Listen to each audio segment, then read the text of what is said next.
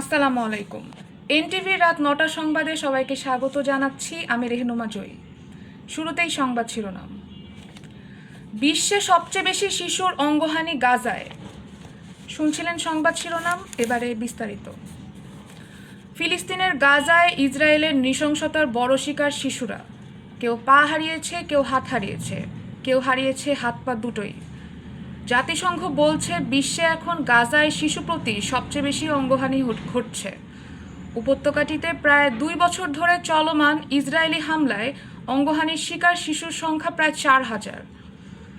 জাতিসংঘের ফিলিস্তিনি শরণার্থী বিষয়ক সংস্থার প্রধান ফিলিপ লাজারানি গত বুধবার শিশুদের এ অঙ্গহানির তথ্য জানিয়েছেন।